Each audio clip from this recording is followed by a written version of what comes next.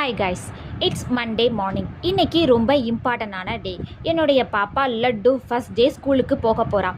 ஸ்கூலுக்கு அனுப்பலாமா வேண்டாமான்னு ரொம்ப நாளாக யோசிச்சுக்கிட்டே இருந்தேன். சரி, இன்றைக்கி அனுப்பலான்னு சொல்லிட்டு இன்றைக்கி கிளப்பி விட்டாச்சு.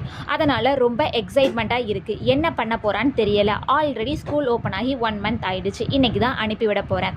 மார்னிங் எப்பவும் போல் அவளுக்கு பிடிச்ச தோசையை சுட சுட சுட்டு கொடுத்தாச்சு. ஸ்நாக்ஸுக்கு அவளோட ஆல் டைம் ஃபேவரட் கிரேப்ஸ் தான்.